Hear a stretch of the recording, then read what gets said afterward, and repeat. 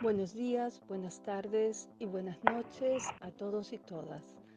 Les damos la bienvenida y les agradecemos por participar en la 58ª Conferencia Anual de la FIA sobre la ley como instrumento de ingeniería social y el fortalecimiento del Estado de Derecho.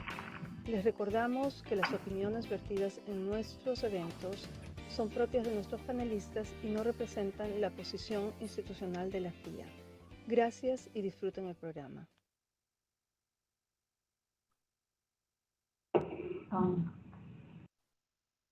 Buenos días, buenas tardes y buenas noches a todos y todas. Oh, sorry, this is in English. Sorry. Good afternoon and good evening, everyone. We welcome you to the IADA 58th Annual Conference. We thank you for your participation. We would like to also thank our great panel, our panelists, Michael Strauss, Vladislav Raskovan, and Tatiana Slipashu. I hope I said it right, Tatiana. Thank you for being with us. Thank you, Jean, for helping us. This program has been organized by the IADA in the context of our 58th annual conference with, the IADA DC chapter and the sponsorship of the International Law Community of the DC Bar Association and the ADA International Law Section Export Controls and Economic Sanctions Committee. We thank our partners too for their sponsorship. What essentially motivated us to do this program as a first encore to a previous program that we organized in the DC Bar is the fact that we think that it's very important to continue the conversation and to make sure that we are really prepared for the rebuilding process, but also to keep consciousness about this serious situation that Ukraine is going through. I have to say, the Russian unprovoked aggression against Ukraine has already resulted in the grievous suffering and death of many thousands of Ukrainian citizens and caused massive destruction of the country's infrastructure and production facilities. Russia's military attacks are still ravaging the country. Nevertheless, we need to be focusing on the long-term future of Ukraine, which will require a massive concerted effort to rebuild the country.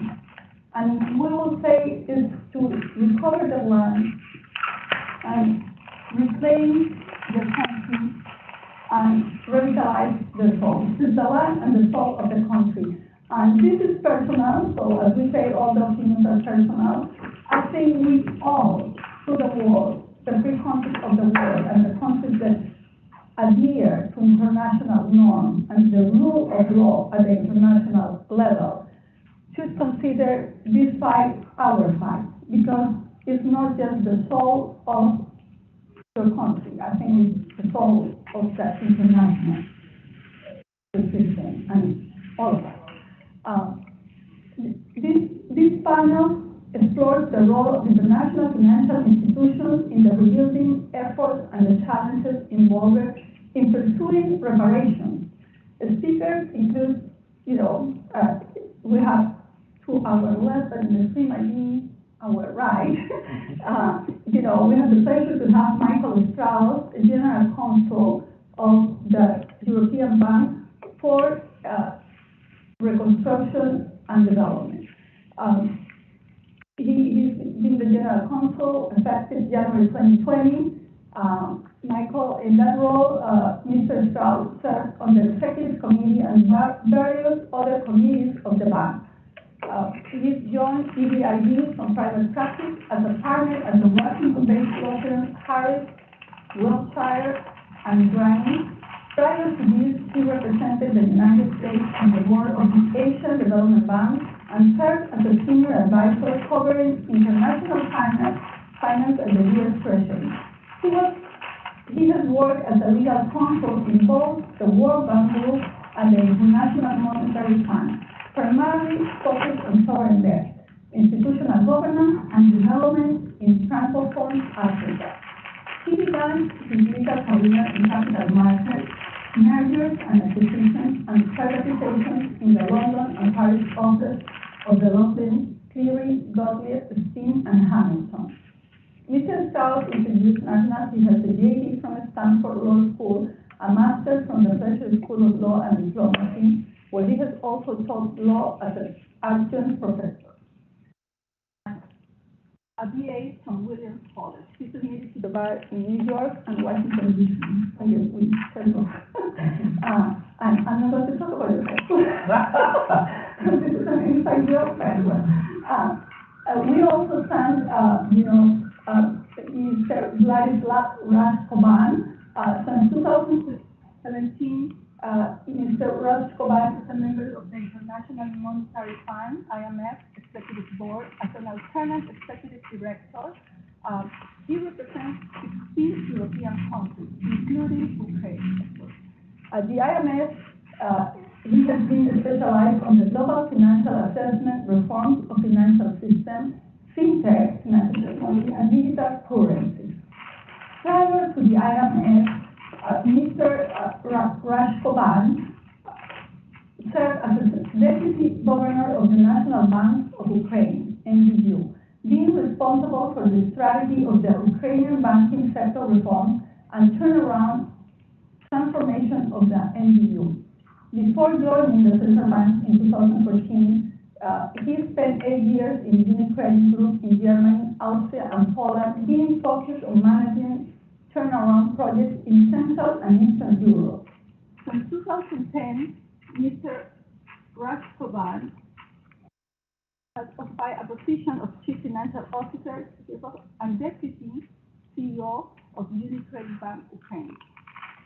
Before that, he pursued the academia and consultancy career. In his non-profit activity, he serves as chair of the banking committee of the American Chamber of Commerce in Ukraine and member of the board of directors of the Kiev School of Economics. Thank you very much, Vladislav. And now I'm going to introduce Tatiana Zlipashuk, is a special advisor at Sergenko Karenko. She's a chartered arbitrator. Tatiana has 28 years experience acting as an arbitrator and leading institutional rules and sponsors, including in some of the most high-profile investment treaty disputes involving Ukraine. Thank you, Tatiana, for being with us here. I'm going to continue with the presentation. She is repeatedly internationally recognized as the Ukrainian arbitration lawyer #1, advised in 5 WTO USD cases involving Ukraine. She served as the vice chair of the IDA Arbitration Committee and was the founder and first president of the UAA. Her arbitration practice was interrupted in 2018-2019 when she was acting as the chairwoman of the Central Election Commission of Ukraine. As co-counsel to the legal department of the Ukrainian parliament, she has extensive experience in policy shaping and legislation drafting. During her legal practice, she is reading and commented on more than 100 legal acts. Thank you very much to all of you, and also thank you, Jean. Jean is also, co-moderating the panel with us. And full disclosure, we are co-chairs of the International, Investment and Finance Committee of the International Law Committee of the DC Bar, and he is a pioneer, with that one. Do you want me to introduce myself? Yes. Yes, happy to do that. Thank you. I'm a partner with the law firm of Fisher Broyles. I'm based in Washington, D.C. I represent clients in various international disputes, international arbitrations, international litigations in the U.S. courts and all over the world in arbitrations. My focus is on the recovery of assets and as well as representing clients in cases involving foreign states. I'm originally from Ukraine, and I do work with many Ukrainian clients, especially now, actively participate in efforts by Ukrainian legal community, including the one led by Tatiana, to address the issue of compensation to the victim of the Russian aggression, and what legal mechanisms can be developed and should be developed in order to help Ukraine to gain its rightful place in the international arena and domestically as well. Thank you. Thank you, Jean. Sorry for that. Okay. Thank you very much. You did a lot of my work introducing parties, but thank you for that. Thank you very much. So with that, we can start the panel with Michael. Very good. Thanks very much, Lourdes, and thank you for organizing this a second time. I think the second time we've done a panel. The first one I felt was really, really rich and helpful, and so I'm glad to be a part of it again, particularly with our distinguished colleagues. And Ladislav, you and I met last time in the month, which was a great pleasure. So it's a particular honor to be joining you on this call.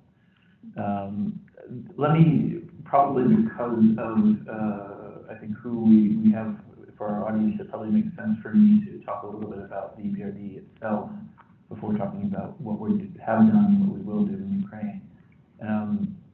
The EBRD, European Bank for Reconstruction and Development, was founded in 1990, which is obviously the year itself gives away what its purpose probably was.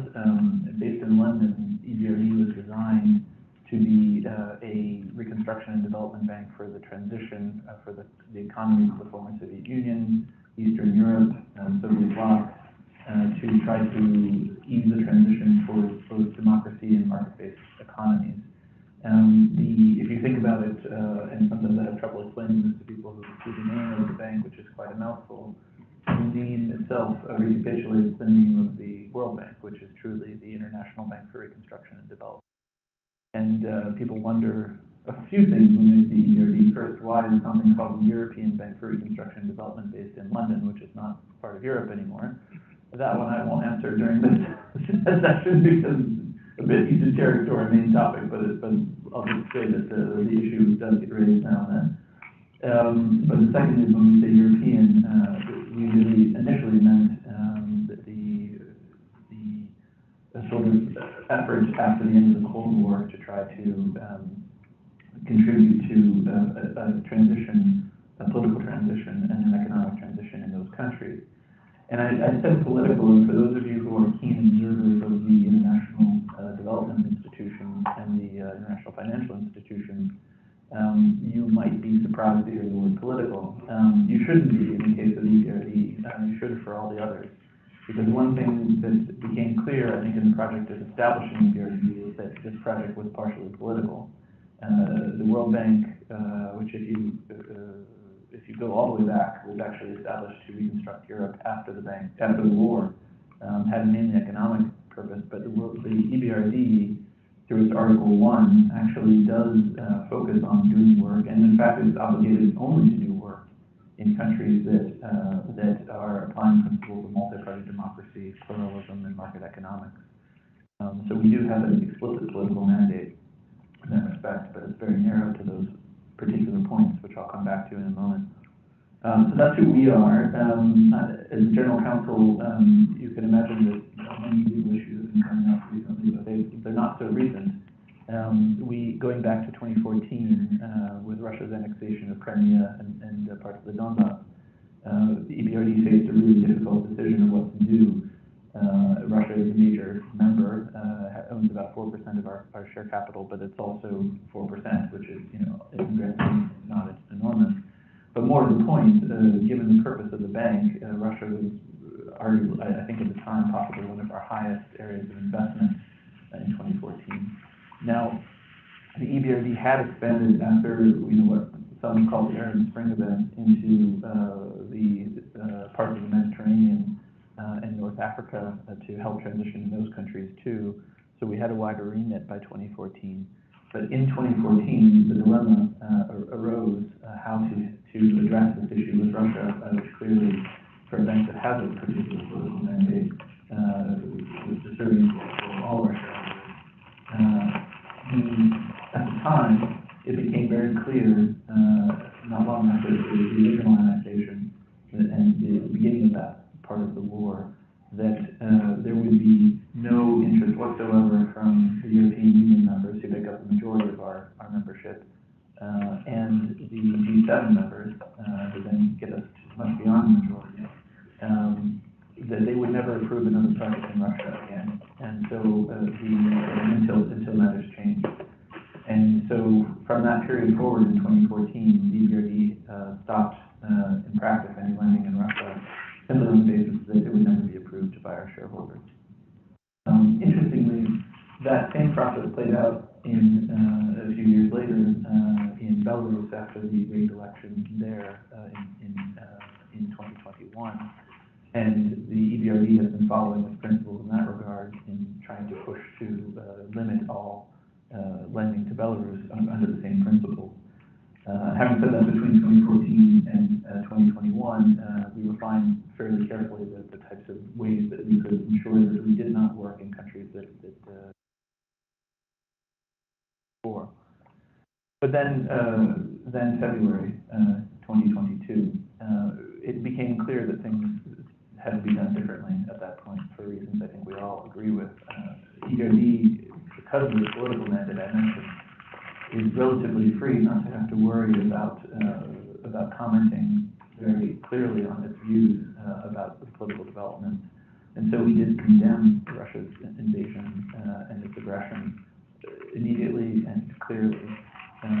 We then moved quickly to deciding what we would do about this. And what we did, in fact, and it's an aspect of our legal structure that I think we find ourselves lucky to have recourse to, and that is that in our treaty, our founding treaty, the agreement establishing the EBRD, we have in our Article 8.3 the capacity to suspend lending in a country if they are not following the principles that I mentioned before, and also in exceptional circumstances. We followed that principle, and our Board of Governors agreed to the proposal made by the bank that we should no longer lend in Russia or Belarus, given Belarus's facilitation of the war. And that was agreed by our Board of Governors within 5 weeks of the beginning of the war. Sort of lightning fast time by the time scales of these institutions.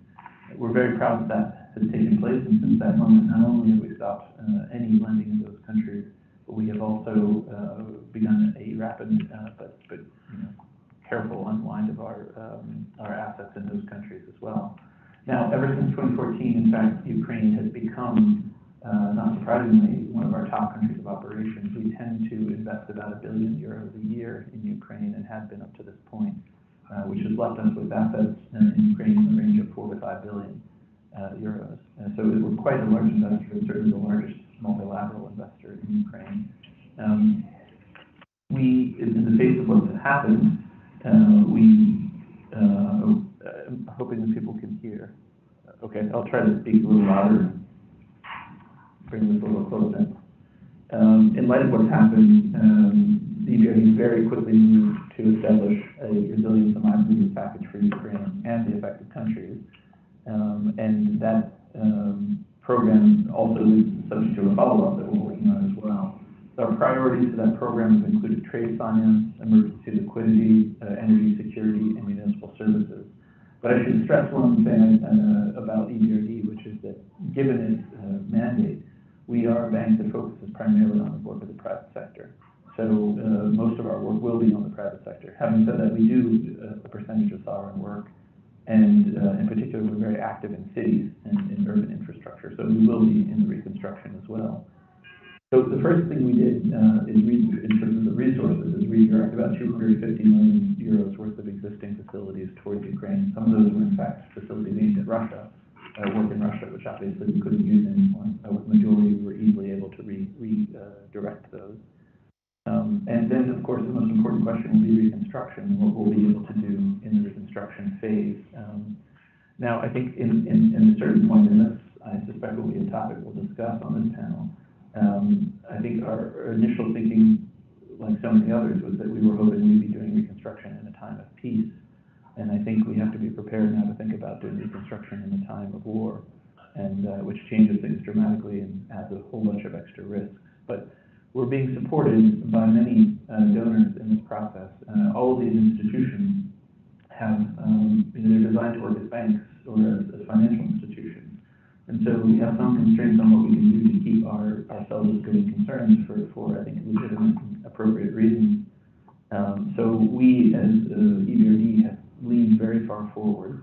We're effectively taking 50-50 risk sharing with our donor, who have come along and provided us over a billion euros worth of support in the form of guarantees and grants that will back our capacity to leverage those funds towards our reconstruction work in Ukraine, as well as our current investments during the war. The United States in particular came through with, and just signed last week, a $500 million package to support EBRD's work in Ukraine, which we're incredibly grateful for, and that's signed on July 27th. But we'll also be getting guarantees we expect. We certainly have pledges from many other G7 countries, among others, which will support that work.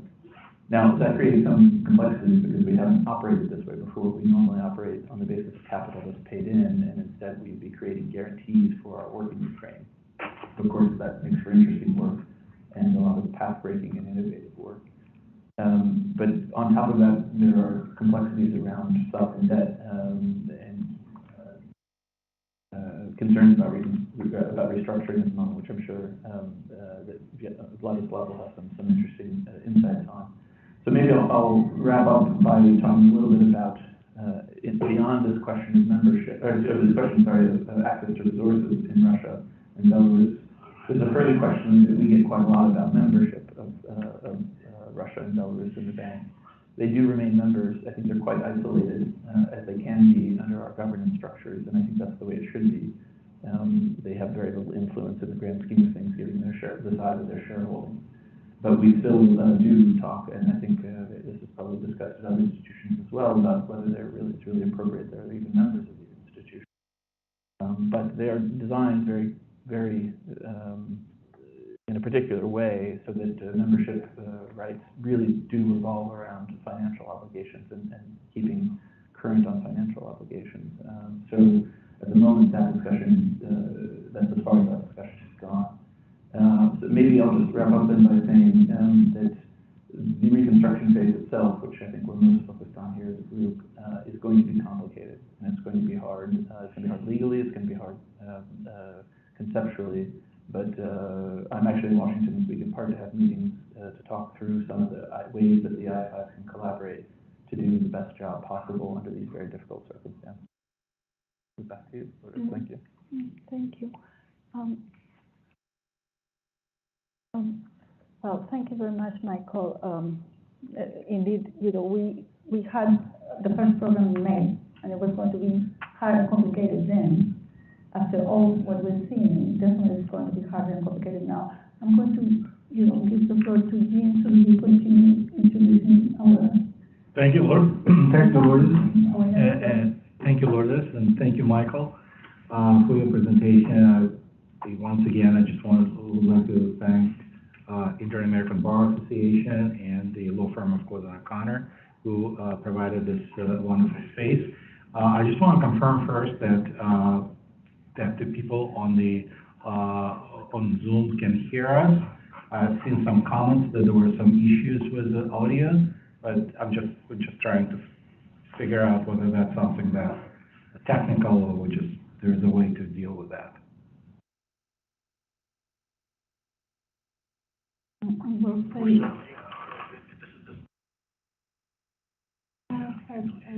Okay, well, I'll try to speak louder, so hopefully that will help.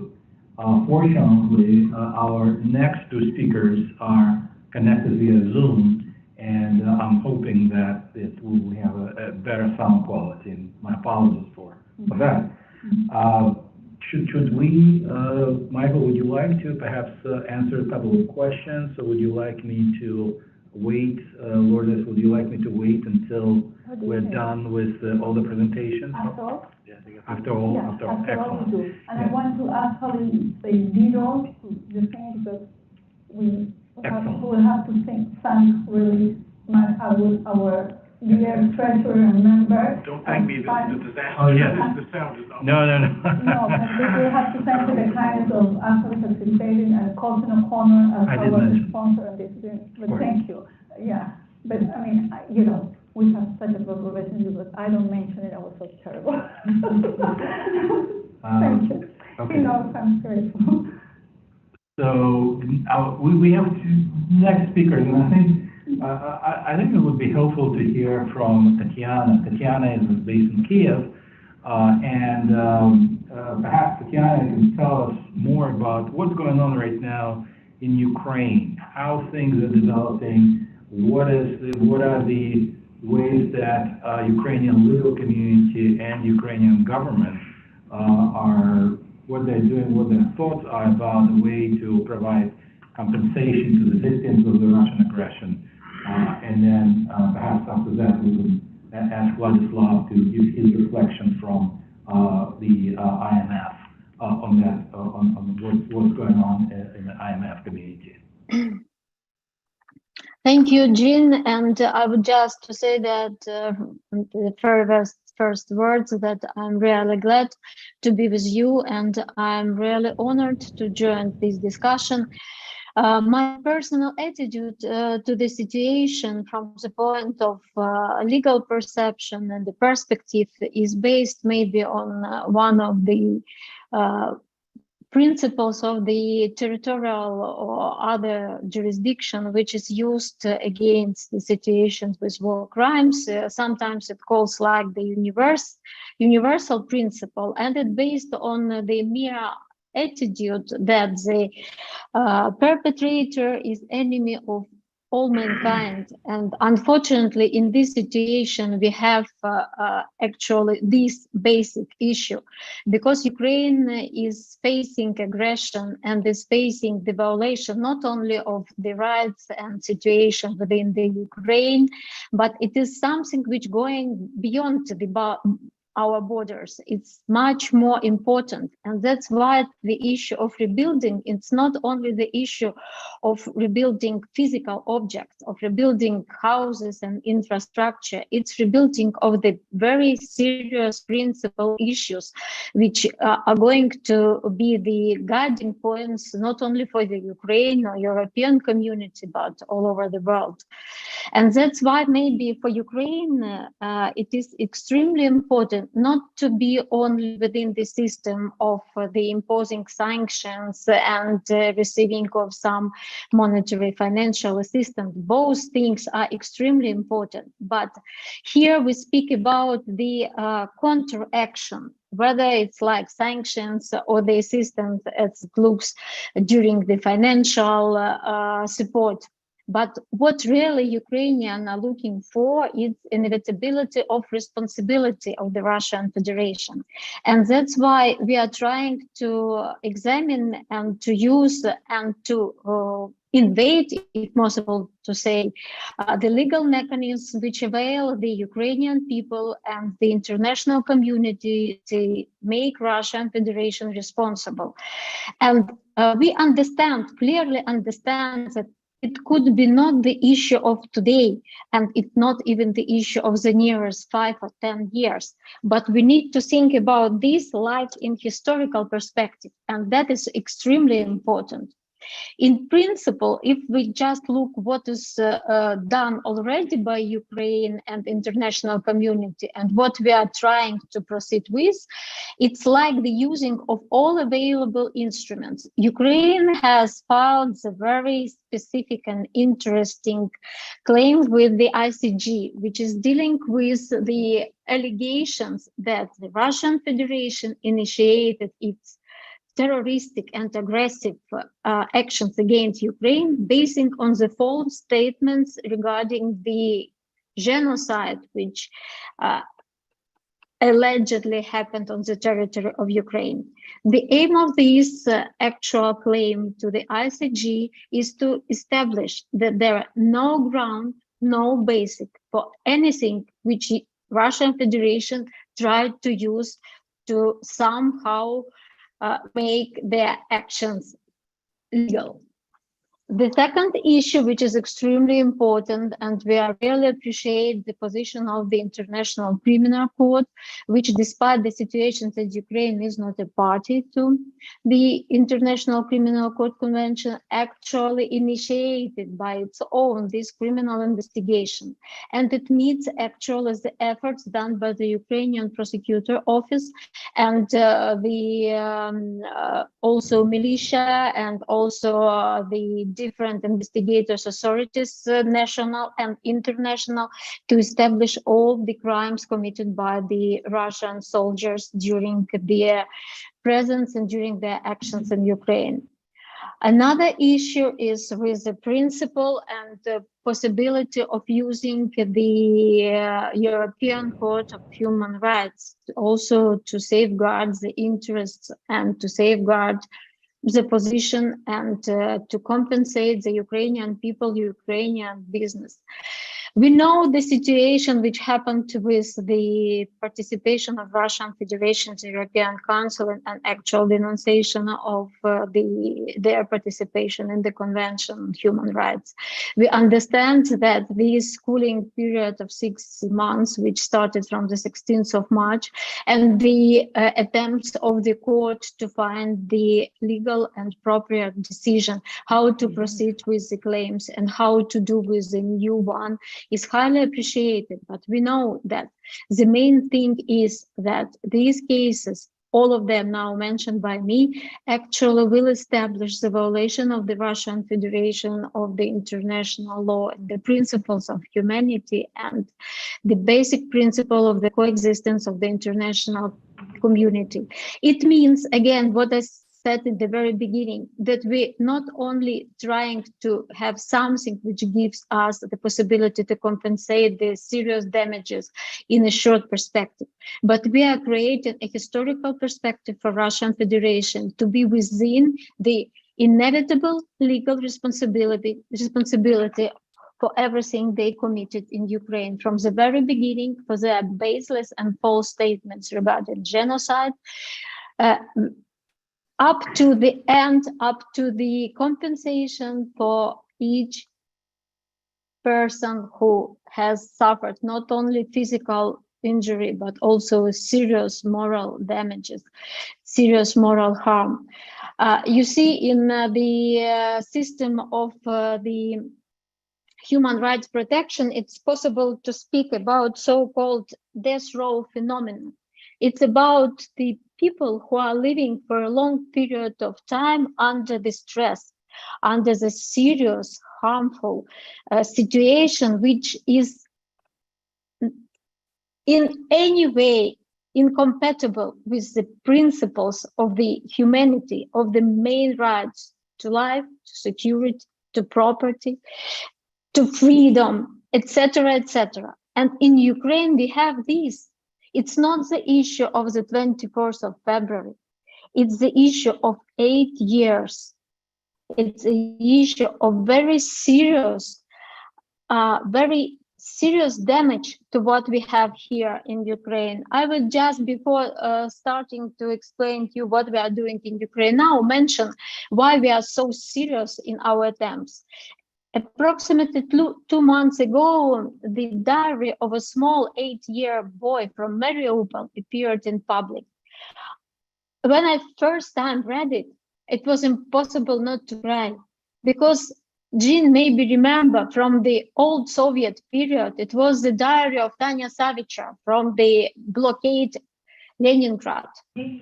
And this boy, 8-year boy, several months ago, wrote in his diary, starting 24th, 2 my dogs died.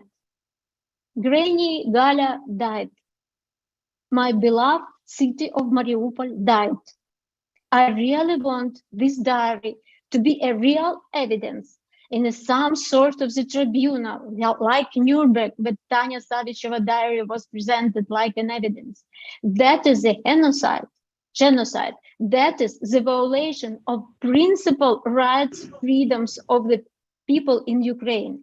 That's why the Ukrainian legal community will not stop inside, and will not stop address you with different questions, because we really want to create the international system. We don't want to have something which is just like the idea. We want a legal practical mechanism. What we're thinking about, and I'm really glad to say that Ginny and all other colleagues from different jurisdictions are joining us in attempts to create this mechanism, because we want to make this both side movement.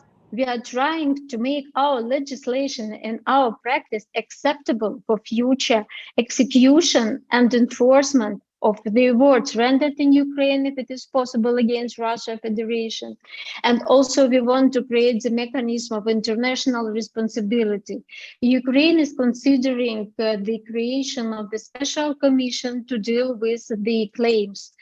It's something unique because it could not be compared with any previous tribunals, special tribunals, which was created during the different events within the international history. Maybe the most closed idea which to this commission is the previous work of the International Tribunal between Iraq and Kuwait, but it's not the same, because Russia Federation did not agree, and I believe that in current situation would not agree to accept that they have violated, that they have committed these actual crimes and have entered the Ukraine with the very serious violation of the international and human rights law.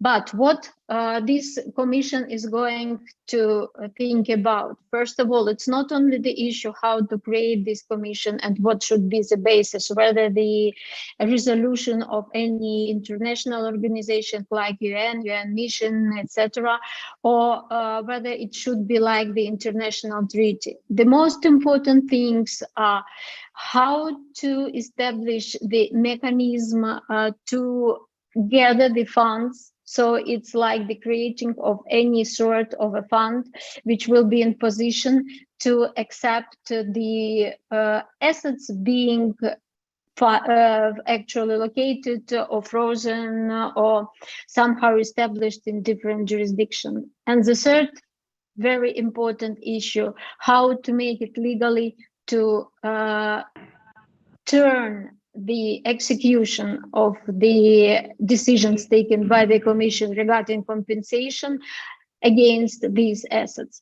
Here we have the very serious international problem. We all understand that there is no dispute between different lawyers from different jurisdictions, between the politicians, that it is a fair issue to make, to hold the Russian oligarchs and all Russian elites accountable for what have been committed in Ukraine. But we also know that the world is functioning on the principle of rule of law, and we have the national legislation, we have these serious issues connected with the constitutional regulation of the powers of different state authorities in different jurisdictions. And they're really different, because what we have in Switzerland and France or Germany is not what we have in United States or Canada. But what we can see is that there is, as a lawyers, we know even this, that almost each time you can find the legal possibility. It should take you some time. You should make some efforts and steps. But like one of the newest and serious example, we know this Canadian bill, which actually show the first possibility how to turn on how to work with this issue. We know also that the American president, Mr. Biden, in the end of April also announced their very comprehensive proposal of how to hold the Russian oligarchs responsible and accountable, which contains also some sort of proposal of changing of legislation. We also understand that this sort of changing of legislations is like the risky thing, because the situation in the world is different, and the good possibility can be easily sometimes turned to bad possibility. And we also understand that it needs to be very carefully examined. But we really want you to encourage, because what we are doing now in Ukraine, we are trying to look on our legislation. We are trying to find the legal mechanism and the instruments to make the local, national Ukrainian legislation and local judicial system available for this sort of claims of Ukrainian people. We're also thinking that the specific experience of the American class action claims is something we can think about to introduce in Ukraine and to make it easier for both Ukrainian people and also for the international tribunal, which would be established whether inform the commission or otherwise, to deal with this sort of claims. What really is important in this situation is not to miss the main issue, that we need to create something which would be acceptable in foreign jurisdictions, like in the United States or in Germany. And we also need to understand that the situation is unique because it's something which could not be even imagined in the nightmares. It's something which happened in the middle of Europe, despite all mechanisms available in the international legal security. And that's why when we are just facing the issue that for years it doesn't work, or for years it is established principle, we need to understand that the situation has changed dramatically. And the main mission of the lawyers in this dramatical change of the situation find the legal mechanism based on the main principles of existing of the rule of law. So we need just to understand and to follow that in any case, it is impossible to do something with violating due process, but we need also to take into account that if something happened, the responsibility had to be inevitable. From the point of the main problems, I can say what we are facing, and I think that it is something that is the issue for everybody. We need to understand how to make very simple things as notification in the legal proceedings, because Hague Convention doesn't work with Russian Federation. And also we have this the system on sanctions, which also makes it impossible to serve the documents by the ordinary mail for the necessary authorities. We need to understand how to deal with the immunity of Russian Federation, the immunity from the jurisdiction and enforcement. We need to see how we deal with the immunity of the Russian officials and make them responsible for the crimes. It's the close work of the civil approach and the criminal approach from the prosecutors, which are now examining the crimes, war crimes and crimes against humanity, and what we are thinking about the compensation for damages. We also need to think about the attribution of the actions taken by these people to the Russian Federation, and we also need to think about the situation why the Russian oligarchs, which for years used the preferences, they are like subsidized by the Russian state for their economical activities. That's why they are oligarchs, and now they had to pay together with the state for what is done. But it's also the issue of combination of the rule of law and the issue of necessity to establish the responsibility. We also need to think how the international legal practice can be for help to deal with all these issues, either in national Ukrainian legislation as well in the legislation of different countries. So the idea is just to keep working together on these issues, because this will create this principle of inevitability. It's just briefly what I want to say, and would be happy to answer the most concrete maybe questions from the audience or the moderators. Thank you.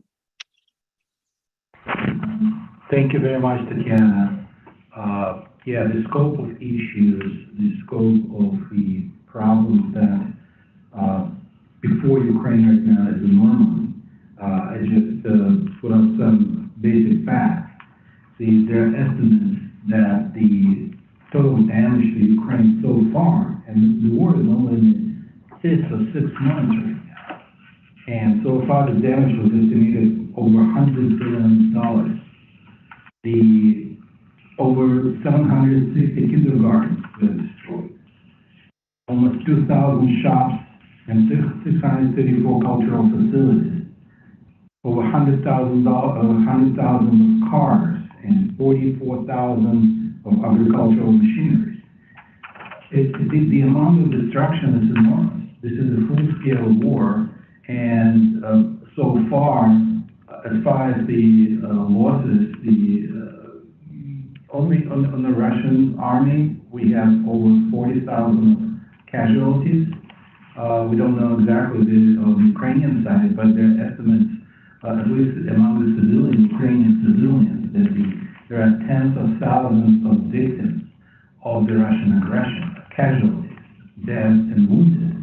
Hundreds of thousands of people lost their limbs, hands. They require long-term medical care. So there's just enormous task to help these people to deal with all these issues.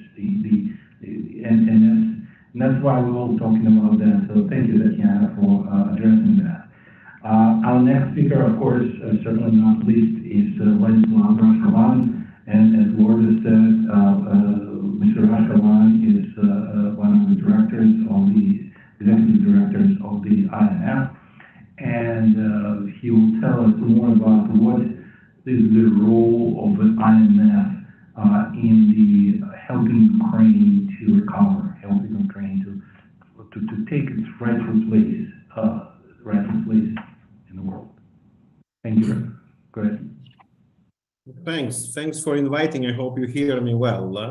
I believe this is the event which shows that it's better still to be on Zoom, because I heard Tatiana very, very well, but people who are in the audience is not super well, but still, I'm probably only one who is not a lawyer on this call, but this is my third legal conference I participated in the last months. And after these conferences, I believe it's clear for everyone that Russia breached many norms of the international law by executing a war of aggression against Ukraine and continuous war in violation of the International Court of Justice injunction. As Jim mentioned now, that the Kiev School of Economics estimates the damages to the Ukrainian infrastructure is already slightly more than $100 billion. And this is only what documented, legally documented, on the territory controlled and liberated by Ukraine. The total estimated losses are expected to exceed $600 billion.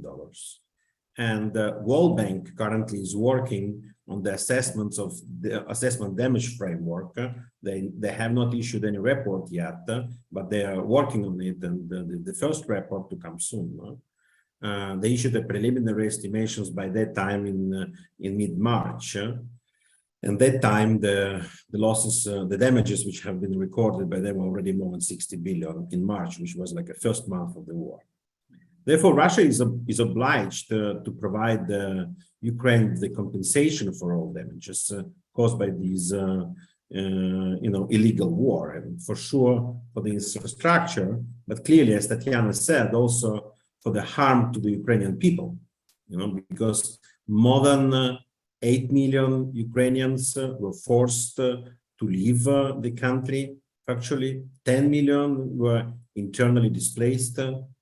10 million people live close to the front line, and all of them will experience many psychological problems in the future, which is, I think, also in terms of the, legislation, are subject also for the compensation. And I understand that even if the breach of the legislation is looking simple, but enforcement can be complex, and especially since the international order is pretty delicate, and the democratic and liberal world is governed by the rule of law, as Tatiana said, and Ukraine is a part of the civilized world, and therefore will follow the rule of law path even against the rude invader.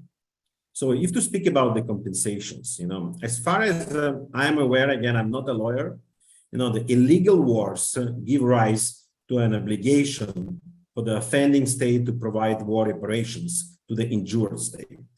So it's just a principle of international law that the breach of these international arrangements and engagements involves an obligation to make reparation in adequate form. And Russia's war reparations may include, some combination of guarantees of non-repetition, restitution, compensation, satisfaction, recovery. There are many different options, and I hope the lawyers are working on them. But as far as I understand, there are many avenues how to approach this compensation. And, the channeling of the Russian frozen assets to Ukraine is just one of them. And others, for example, may include imposing taxes to the Russian export and proceeds from such taxes to be routed to compensate the Ukrainian damages. There are many other options, and all of them, any of these options to be analyzed. Again, hopefully the lawyers and international lawyers are working on that. And I was saying this on the previous conferences before. But it is important also to mention probably a few things. First is only illegal wars give rise to a duty to provide war reparations. And this war is illegal, because it violates the principles of jus ad bellum according to the United Nations Charter, and the principles of the jus in bello according to the international humanitarian law and Geneva Conventions. And Geneva Convention explicitly says that the breach of the protocol, the Article 91, gives a rise to a duty to provide compensation. And Russia violated these norms, therefore really is subject to pay the reparations to Ukraine, but maybe also to other countries which are affected by the war. And I will tell about this slightly later. Second is traditionally the war reparations are imposed after the war is finished. But I believe there are also cases of imposing reparation during the war, and we need to target it now. We don't need to wait for the official end of the war, especially if Russia says it's not a war, but a special operation. I'm not sure, but this I would be happy to hear the comments from the colleagues, from Michael, from Tatiana, if the reparations is still a subject to the agreement of both invading states and injured states. But my understanding, the current practice says that it can be imposed. And lastly, we probably also need to find a neutral third party, created or designated by binding legal instruments to administer such war reparations. And the past example, there are a number of past examples which can be used and analyzed. For example, the Iran-US Claim Tribunal, the UN Compensation Commission, the Eritrea-Ethiopia Claims Commission, and the International Court of Justice dispute between Democratic Republic of Congo and Uganda. There were some cases which have been used and analyzed how to use the war reparations. Having said so, I believe that all frozen Russian assets, not just oligarchs frozen Russian, as Tatiana was saying, should be subject to the confiscation, vesting, and transfer, to the Ukrainian government. And these funds could be used for humanitarian, military, and reconstruction purposes by Ukraine, but also to compensate the harm to Ukrainian people, as Tatiana was saying. And speaking about the practical questions of converting the frozen Russian assets into these reparations fund, as far as I understand, there are at least 4 different practical options. First is go to the courts in different countries and having Ukraine as a sovereign applying to the courts, or Ukrainian companies and individuals to apply, or have a collective class action lawsuits. And would be happy to hear the comments from the colleagues if you find this avenue perspective and if the enforcement will be somehow feasible in the foreseeable future. And my understanding is that at least one case is already in place. Mr. Rinat Akhmetov, one of the richest persons in Ukraine, filed a lawsuit with the European Court of Human Rights against the Russian Federation. It was done in June, and he seeks the compensation of the lost assets in Ukraine. Second avenue is, to enable legislation. And again, Tatiana was mentioning Canada, and Canada was really pioneering these, in this process. I was speaking about the Christopher Freeland about that as well. So to enable legislation in the countries which hold Russian assets, which arrested Russian assets, and which would allow to use these assets to be used for reparations. After Canada, there is UK is analyzing this experience. Tatiana mentioned US was looking at this. The Biden administration was looking at this in April. Clearly other countries are observing, Switzerland and Belgium, other countries in Europe. They're differently looking on the sovereign assets and individual assets, but the process is clearly ongoing. The third option is there are also some proposals to use these Russian assets as a collateral for the fund, which could be used for repaying to recovery of Ukraine. So not using money directly, but somehow to issue the bonds, which will be acquired by the investors or the donors who would support Ukraine, while the money themselves, Russian money, not to be touched, while the court's path is ongoing, which may take decades, probably, but the money may be used already now. And the fourth option is clearly there could be an agreement with Russia on reparations, in which, from one side, Russia voluntarily will agree on reparations, and therefore partial usage of these arrested funds for the Ukrainian recovery and reconstruction and the compensation. And maybe not 100% of our assets will be used, and therefore a portion, hopefully small portion, may be released back to Russia. So these are, my understanding, 4 different avenues which are now examined by the lawyers in different jurisdictions of whom I was speaking, and maybe there are more options. I would be happy to hear them as well. And last, to mention, I was speaking mostly in this intervention about Russia and Ukraine, but as we know, there are many more countries and players which are harmed by the Russian invasion to Ukraine. And for example, there are many countries which are harmed by the artificial hunger which Russia creates in Africa and Asia, blocking the Ukrainian ports.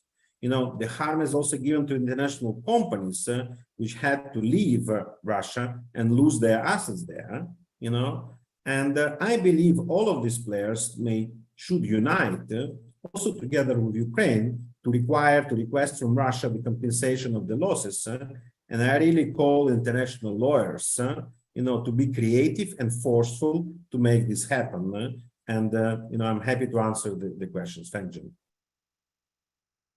Thank you very much for this one. And should I proceed to the questions at this point? Yeah, I think we can do that. Okay. Yeah, and I think there were several points I wanted to bring up, just recalling our discussion and specifically Michael's discussion. Of course, the compensation of victims to the victims of aggression, that's a very important point. But in trying to deal with the destruction that is caused by the war, the question is, are there any programs that EBRD developed or in the process of developing that would help private businesses to come in Ukraine and to help rebuilding the Ukraine, even at this time when the war is ravaging the country? Can you hear me? Hopefully the microphone's working better this time.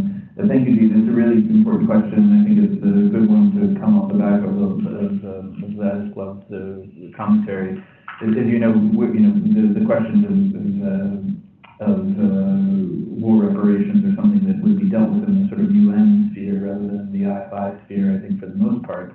And they're really interesting questions, and one where I think, just as both of you said, actually, that there are certain types of precedents, but it's really an area where there's a lot of fascinating legal history, and it requires very creative legal minds to start working on the types of processes. You mentioned the Iran Claims Tribunal is a good example of a place where that type of thing was established to try to effectively create some sort of justice for in that case, confiscated, nationalized or expropriated assets. But it's of course an area that we don't do at a place like EBRD. What we do with USAID is we lend to private businesses for the most part, and we do so with an intention of both development and transition, and being leaders in that area. And we have, I think, a couple of things that we're doing already that we're thinking about on that front worth mentioning. I think from our perspective, there are really two, and I'm being very broad brush, but there are two key roles we'll be playing over time in our investments. One will be on the SME front. That is the only way for the economy to proceed once there is the opportunity, and even as we are in the middle of the uncertainty that we're in, is for SMEs to be able to access capital, SMEs to be able to provide the services that people will need on the ground, and in an incredibly chaotic and difficult environment. And the second is, of course, infrastructure, and there, I think it will be a very, very difficult and complex task, no matter what the circumstances are.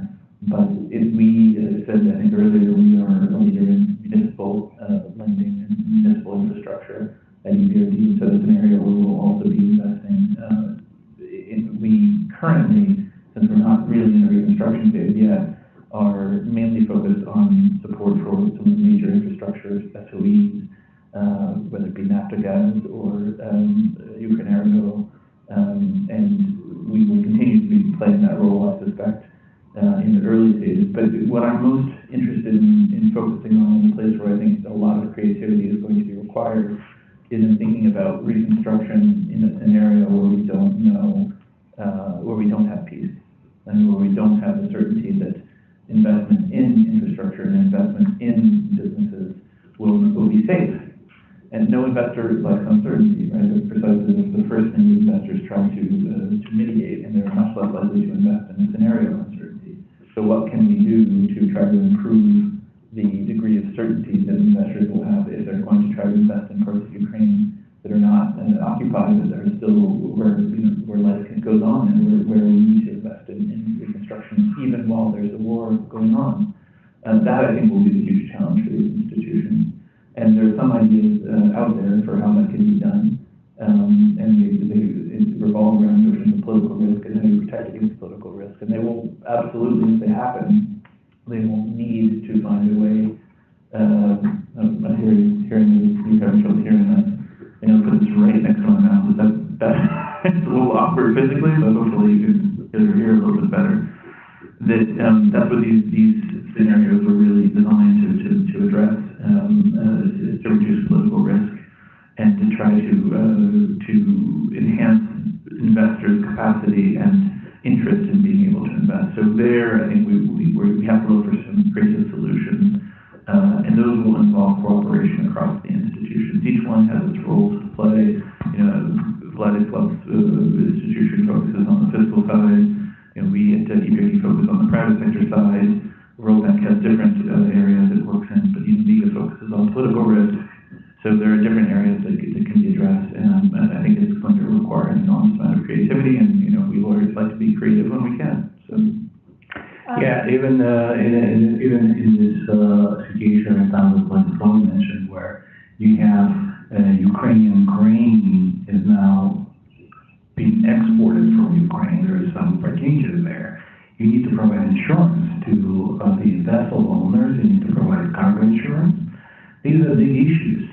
I don't know whether these vessel owners now they go to the market, to the Lloyd's or other big companies to buy this insurance, or maybe Omega would be getting involved or is getting involved.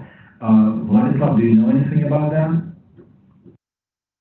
My understanding is there is a work ongoing, both by MIGA, by DFC, by other players, how to guarantee, some kind of war losses, or how to guarantee, for example, now these reopening of the DSSC port and the grain export, which is also a part of the the recovery, because clearly blocking the ports is one of the damage which Russian invasion brings to Ukraine, and not having an ability to export and therefore to have export proceeds and therefore to support the Ukrainian economy is one of the damages. And therefore, clearly we need to use some elements of the guarantees. But my understanding is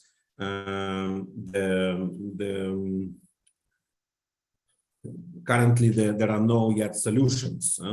And having said so, I had a discussion with several US heads of different institutions and also international institutions.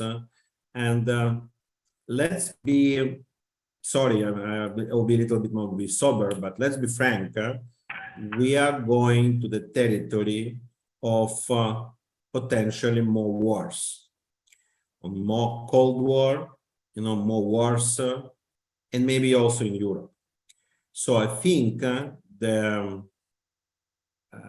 the different institutions, they should look seriously on reviewing their rule books and the instruments they have in order to address those issues. And this is a new reality, and it's very, not funny, but in last August, I was giving a lecture at Yale University about the world in 2040.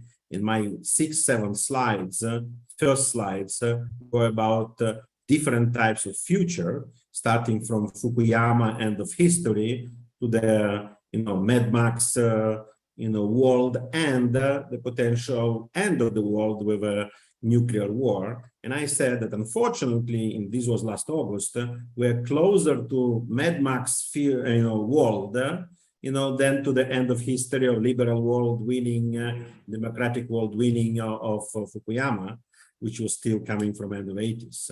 So this is, I think, we are in the last 5 months, we went several miles on this way to the pretty bad outcome for the world, and the institutions should not work, international institutions, including our institutions with Michael, should not work like it's business as usual. Business will not be as usual in the next years to come, and therefore the new instruments, including the insurances for the war, including the different instruments to support the countries to live in a much higher uncertainty, will be much more needed. We don't need to wait when, some people say when time permits, when the war is finished and situation will normalize. There is a risk that, this turbulence in the world will be for a longer time, and we need to understand it. But again, my understanding is the different institutions are already working on that. They just need to speed up and therefore come to the solution soon. Yes, it certainly reminds me of Professor Huntington, the late Professor Huntington from Harvard. Was back in the 90s was predicting this situation where the world conflicts developing along cultural lines, and he, in fact, in one of his lectures, he specifically pointed out to a situation between Ukraine and Russia, and that was 30 years ago. So that's why, Jim, this is what I'm saying. We are looking at to the international legal framework as something which is untouchable, because we live in the conservative world. But the world is changing fast now, and therefore I believe that even about these Russian assets, arrest and using, and going with this immunity, etc. We need to be a little bit, as lawyers, as institutions, as governments, we need to be a little bit brave, more brave, but also fast in order to address these issues to come. The solutions in 15 years will not help us, and therefore we need to work faster. Tatiana, you have something to say? Thank you. Thanks. Just very briefly, and also hope it will be some sort of the answer to Vladislav's question, whether something could be done already. I fully agree that delayed responsibility is something which doesn't smell good. Yeah, it's something which is not what we are looking for. Let's think about if we, like lawyers, look that we need some sort of a due process. We have this very often happen situation with the evasion of sanctions, yeah, and almost in all jurisdictions the responsibility for that is the confiscation of the assets which are the subject matter of this crime, evasion of sanctions. And the issue could be why in this situation these sanctions could not be confiscated for some sort of the fund or for some sort of the assets to be already for the rebuilding and compensation of damages in Ukraine. So we will have the real crime, the evasion of sanctions. We will have the real responsibility, which is equal to confiscation, and we will have just only the confiscations for the budget of France or Germany or United States, but compensation for the damages suffered by Ukraine if this evasion is actually committed by the sanctioned Russians, oligarch or state entities, etc. It seems to me that something which is a very quick answer. We really have here some issues. What it should be, where it should be, like the fund, the institution, international being created in the third country, an international organization in Ukraine, who is like the party to show the interest that I am the person of the state or the concrete or the community, like the Bucha city, with all people suffered there. They also can say we need this for compensation of the damages occurred on the territory of our community. So that is something we can look now, already now. I have a question to Vladislav, and that could be a curveball. IMF is a very well-known international organization. Russia is a member of the IMF. Russia is a member of the World Bank. Is there anything that IMF can do to put pressure on Russia from its own end? Is it possible?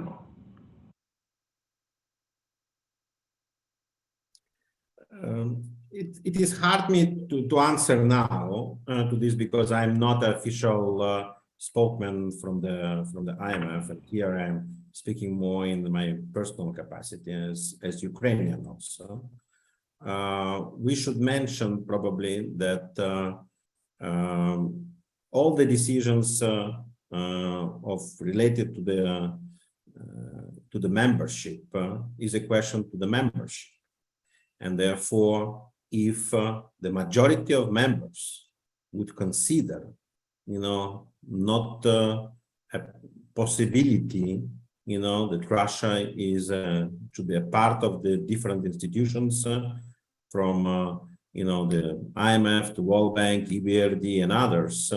I mean, those countries, which are mostly managed by, the large economies, they know what to do. They know the legal practices and the legal steps which they need to do. Speaking about the practicalities, my understanding is that EBRD doesn't have any products, processes with Russia.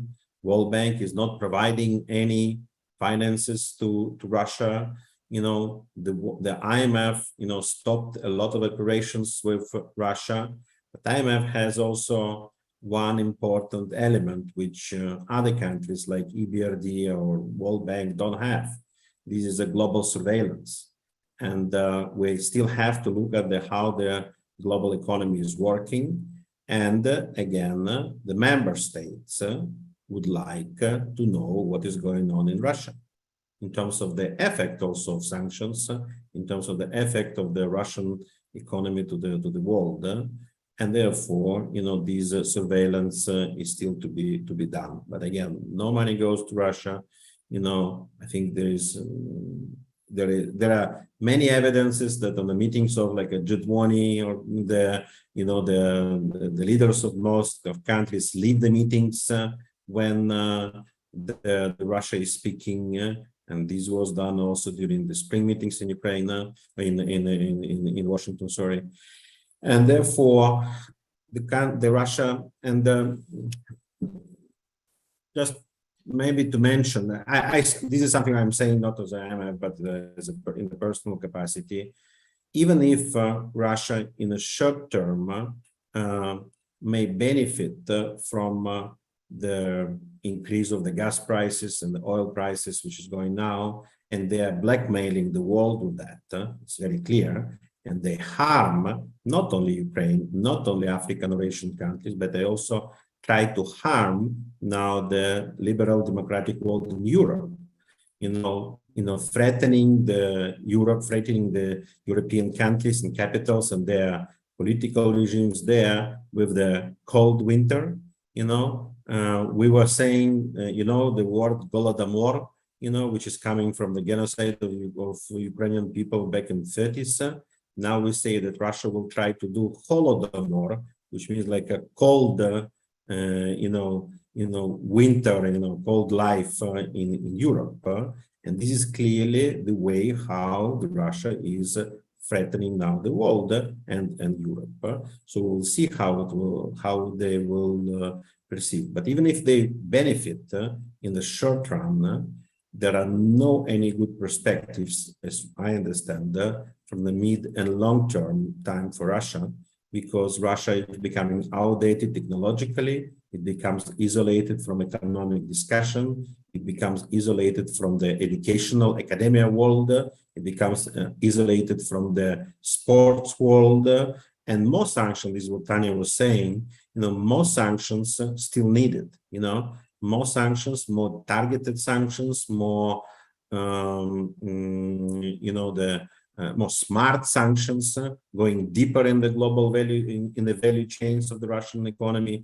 They are needed in order for Russia to feel that what they're doing is wrong. And, as IMF, I believe we will be happy to see how this economy will develop in the future. Thank you, Vladislav. I mean, I have a question sorry for Michael, but also sort of a comment on, we mentioned at the beginning, basically, your fight should be, I will do this.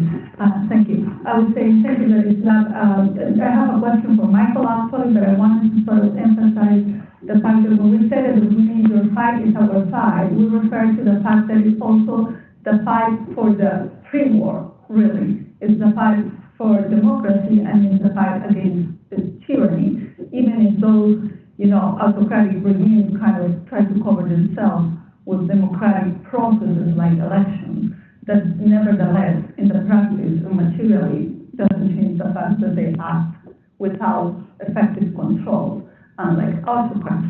So that's one part, but then there's another very concrete that really impacts all of us in a very concrete way.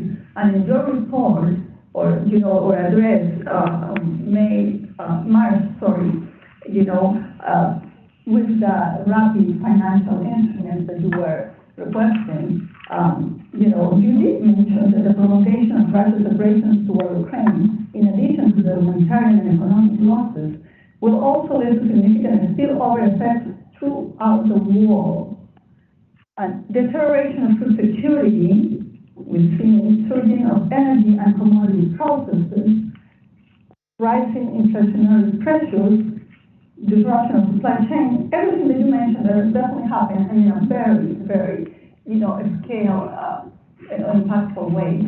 So I think that should be a message that, probably needs to be put there. We all know, we all hear, we all see the news, but then the actions behind that. This is what it is. And one quick question, you mentioned that, of course, you don't work on the issues that Tatiana was bringing up, but they were important, in terms of seeking reparations and mechanisms. But the question would be, because you work with private sector to help rebuild, The question is, could you work with private sector thinking firms to sort of support a task force for reparation, a sort of a global effort of a task force for reparations that, devise an effective strategy and at the same time start taking measures with the government to secure enforcement, because all those processes might be meaningful as a symbolic thing, but the most important thing is enforcement.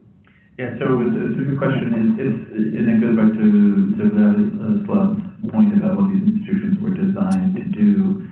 That is really very far away from what EBRD was designed to do. But but the two things. One, what we are designed to do is to work with our clients, who are mainly private sector SMEs, and some SOEs as well. But and they will need support in their effort, both during the dependency of this war and after the war and Reconstruction, to go at it. Even if there were no responsible party, they would need support in figuring out how to address their claims against those who damaged their assets. We're their creditor, and in some cases we're an equity owner in companies, but most of the time we're just a debt creditor. And we would want to help them, but we also would have to be careful because we are literally an interested party because we lent to them. So all the lawyers around the table when we're sitting here in our law firm recognize that conflict of interest is complicated. So we have to be careful how we do that without, on the one hand, we're an international organization that has access to a lot of good thinking in this area, and we have lawyers who do this type of corporate recovery work on a daily basis. But we do it not in the war context. None of us are experts in that area. But I think the second path is that process is going to happen. It might not be led by us, but as it happens and as we've been discussing it, we've been considering what role would we play in that process. Certainly, as it does, I think we will try to lend some intellectual support and theoretical support for such a process, and play part of it because our clients will need it. But I suspect we won't be in the driver's seat on something like that. Thank you. As long as you're helping, that's important. Thank you very much, Tatiana, and thank you very much, Vladislav, Jean, and Michael. We do appreciate the time that you have, and we will already give you warning that we will continue seeking for your time, because we would like to continue this conversation. I think it's very important to make sure that, as many people as possible hear about that, keep on top of the topic, and realize about the importance of supporting, your cause. We'd like to spread our, solidarity with you, your people, your country, and we are hoping for peace, and we are hoping that the rebuilding and the healing starts now. Thank you.